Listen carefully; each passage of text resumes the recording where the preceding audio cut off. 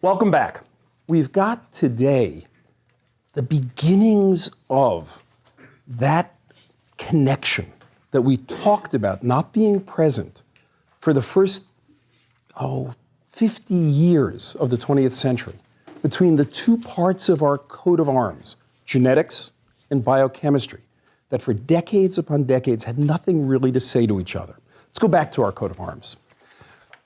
Biological function could be studied in two ways. In the course, we talked about biochemistry, purifying a particular molecule from an organism based on some assay of function and studying one component minus the rest of the organism. We studied genetics, looking for mutant organisms that are a whole organism minus one component.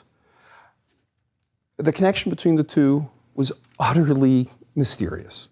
The geneticist had nothing to say to the biochemist had nothing to say to the geneticist. They each tootled along doing their own work. Except at the end of the last lecture, we mentioned this British physician, Archibald Garrett, in 1908, who already saw the beginnings of a connection between genetics and biochemistry. Just the beginnings of a dotted line, a genetic basis for biochemistry, a genetic basis for enzymes that carry out biochemical pathways. Pretty remarkable. Remember, what Garrett did was Garrett looked at this genetic disease, showed it was genetic, the disease alkaptonuria, the black urine. He demonstrated that this was genetic by his observation that it was particularly common in the offspring of first cousin marriages.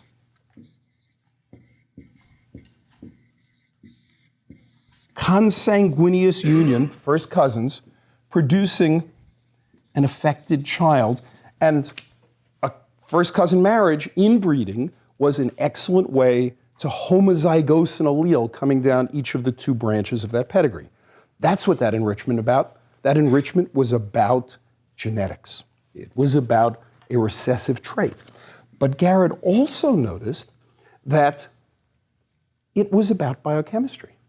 That when you fed the babies who had this disease a lot of protein, they made a lot of homogentisic acid.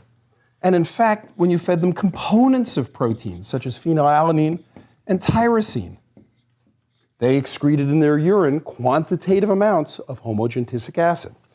And Garrett inferred that homogentisic acid normally is broken down along some biochemical pathway into, he didn't know what, but something, and that somehow this disease, which he showed was a genetic disease, affects a biochemical pathway.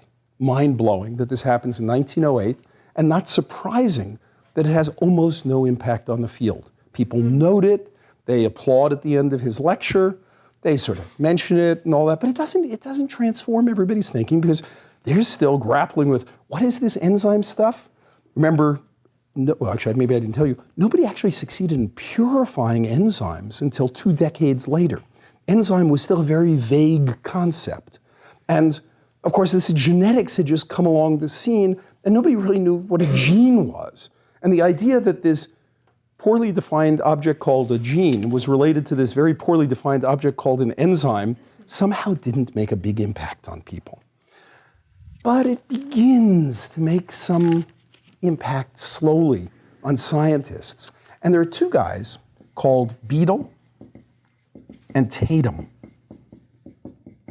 And Beadle and Tatum begin to get interested in how genetic mutations could affect biochemical pathways.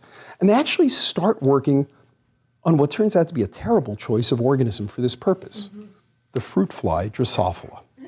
They try to do this in Drosophila. Remember I showed these eye color mutants in Drosophila, these vermilion eyes and claret eyes and other sorts? Well, they came up with some tricks where they were able to show that, very complicated, I'm not going to explain the genetics, but that somehow a few of those eye color mutants could be rescued by that eye, the mutant eye being present in otherwise wild type tissue. They came up with a genetic trick where you could have a mosaic animal that was mutant in part of its body and not mutant in other of its body. You can do that in flies. And they demonstrated that for most mutations, the eye color was autonomous to the cells in the eye. It depended only on the genotype of the cells in the eye. But for certain of them, it wasn't autonomous. The neighboring regions somehow could rescue it. And they figured that somehow there was some chemical that diffused in and rescued it. And they thought, must be some biochemistry going on. Now, if that seems complicated, it was really complicated. And it was incredibly hard to make enough progress to grind up enough fly eyes and try to purify what was going on. It was a horrible system. And then somehow, by the kind of lucky accidents that happen in biology, somebody suggested, why are you working on these flies? Why don't you work on a single-celled fungus? You know, that would be a lot easier. And after having worked so long on flies here, they realized that would be a lot easier. And they worked on a fungus called Neurospora, a single-celled fungus. And I'm going to describe today what came out of that work. But I'm not going to use Neurospora as the actual organism because today geneticists don't really use Neurospora. It was a great innovation of its time. Some people work on Neurospora, but like hundreds of times more people work on yeast, particularly the baker's yeast, called Saccharomyces cerevisiae, S. cerevisiae. Anyway, you know it as yeast. It's what makes bread, what makes beer. It grows on grapes, it's yeast. And geneticists now love to work on yeast. So I'm going to talk about what Beadle and Tatum did, and of course what we do all the time in the lab now. This is now routine stuff, but I'm going to use yeast because, in fact, if you were to go work in the lab today, as I hope many of you will, you'd work with yeast. All right, before you go on, we've got a question for you. This is a question about what causes alkoptonuria.